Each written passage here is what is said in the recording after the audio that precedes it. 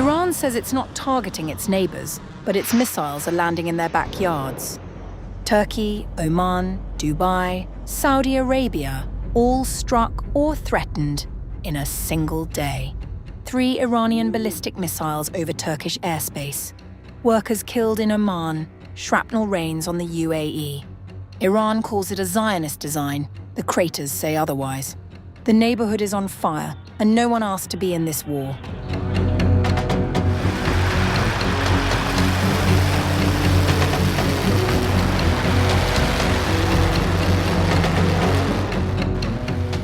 In less than 2 weeks, a 3rd Iranian ballistic missile has been intercepted over Turkish airspace, with Turkey's Ministry of National Defense confirming that NATO air and missile defense assets deployed in the eastern Mediterranean neutralized the threat. A ballistic munition launched from Iran and entering Turkish airspace was neutralized by NATO air and missile defense assets deployed in the eastern Mediterranean. This wasn't an isolated incident. According to the local media, sirens sounded at NATO's Incirlik Air Base in southern Turkey after the base was targeted by an Iranian missile, though NATO has yet to release a statement on the incident. Turkey has since deployed a US Patriot air defense system to Malatya province, home to the Kurecik NATO radar base, which has played a key role in tracking incoming Iranian ballistic missiles.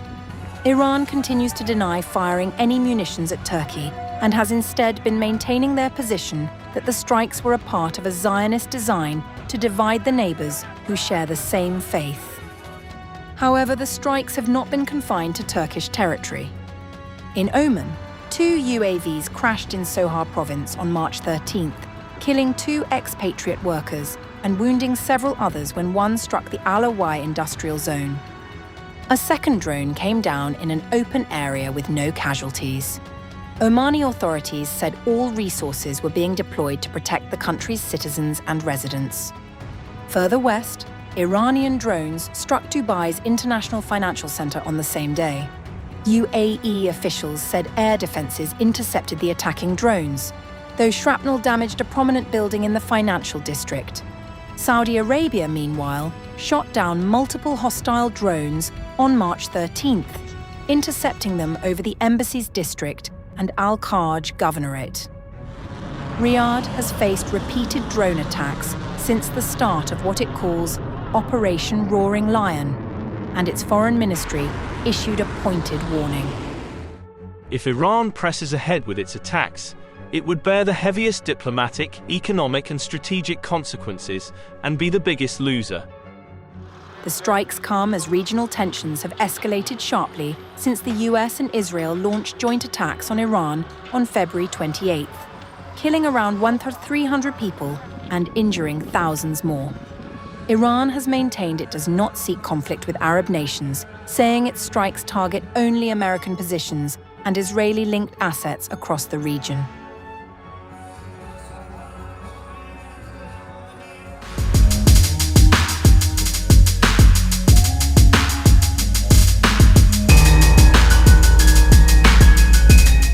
Tensions in the Middle East have escalated further after Turkey confirmed that NATO air defense systems intercepted another ballistic munition fired from Iran that entered its airspace.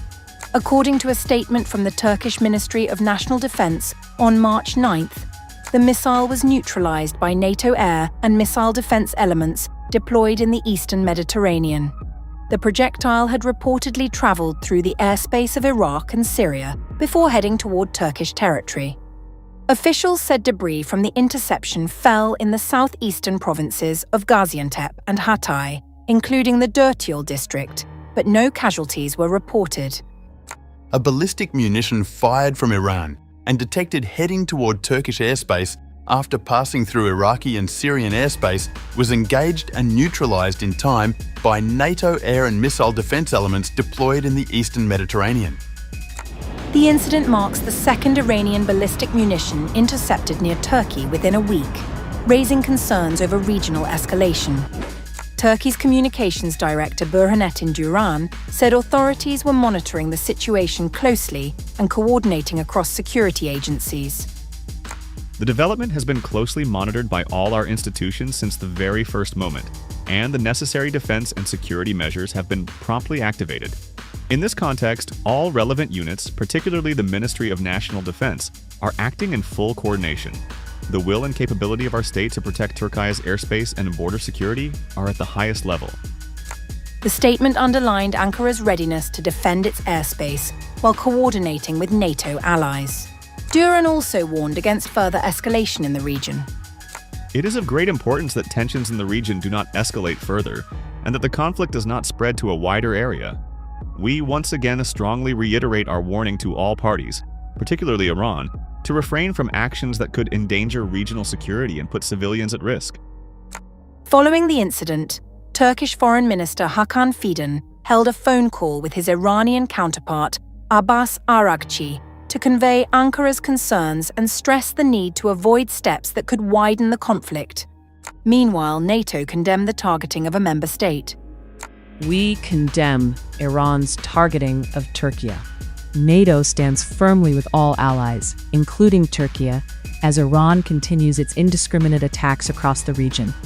Our deterrence and defense posture remains strong across all domains, including when it comes to air and missile defense. Iran, however, rejected the accusations.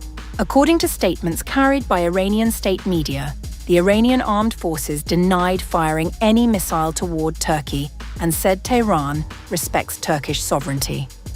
The developments come amid widening regional hostilities, with Iranian-backed forces and regional militaries exchanging missile, drone, and air defense strikes across several countries in recent weeks. Meanwhile, UAE's defense ministry said its air defense forces on March 9th detected 15 ballistic missiles, out of which 12 were destroyed and 3 fell in the sea. They also detected 18 drones. 17 were intercepted and 1 crashed in the UAE territory, it said without elaborating on the results. Meanwhile, Iran's IRGC claims it has downed several incoming drones, 1 over the capital Tehran and 2 near the towns of Jam and Khormozh in the southeastern Bushehr province. In a statement cited by the Fars news agency, the IRGC said, The drones were intercepted and destroyed by advanced modern defense systems under the control of the Integrated Air Defense Network. Separately, Iran's IRGC said that its navy targeted Al-Adiri helicopter airbase in Kuwait with drones and cruise missiles.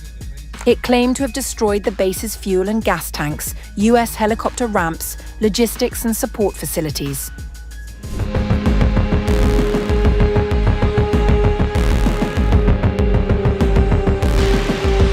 A newly released video from Iranian state media is raising fresh questions about a deadly strike that killed scores of people at a girls' school in southern Iran. The clip, published by the Iranian state news agency Mehr, appears to show a cruise missile slamming into a building inside a walled compound in the southeastern city of Minab. According to Iranian officials, the strike happened just moments after a nearby girls' school was hit. At least 165 to 180 people were reportedly killed in the attack, many of them students and school staff. In the footage, a missile can be seen striking a building believed to be a health clinic inside the compound. Thick smoke is already visible rising from another section of the complex where the school was located. The compound itself was once linked to Iran's Islamic Revolutionary Guard Corps naval operations. The Tomahawk is a long-range cruise missile capable of striking targets hundreds of kilometers away with high precision. The United States is currently the only country known to operate the weapon. Investigators from the open-source research group Bellingcat were among the first to geolocate the footage. Their analysis placed the recording across the street from the compound, filmed from a housing development that was still under construction. Multiple visual details matched satellite imagery and previously known photographs of the location, including signage visible at the entrance of the clinic building. NPR later confirmed the same location using satellite imagery provided by the commercial company Planet. That imagery suggested a precision strike across the compound. In total, 7 buildings were hit during the attack, including structures connected to the former Iranian Revolutionary Guard base. Despite the emerging evidence, the Pentagon has not publicly commented on the newly surfaced video. Meanwhile, the political blame game has intensified. Speaking aboard Air Force One, US President Donald Trump suggested Iran itself was responsible for the deadly strike on the school, while his Secretary of War said the incident still under investigation. Did the United States bomb a girls' elementary school in southern Iran on the first day of the war and kill 175 people? In my opinion, based on what I've seen, that was done by Iran. Is that true, Mr. Hickson? It was Iran who did that? We're certainly investigating. Still investigating. But the only side that targets civilians is Iran. We think it was done by Iran. Because they're very inaccurate, as you know, with their munitions. They have no accuracy whatsoever. It was done by Iran. Experts, however, say the missile seen in the video does not resemble known Iranian cruise missile designs. What remains clear is that the attack destroyed multiple structures inside the compound and left one of the deadliest civilian incidents of the conflict. As analysts continue to examine the video frame by frame, the footage is becoming a crucial piece of evidence in determining what really happened on that day in Minab.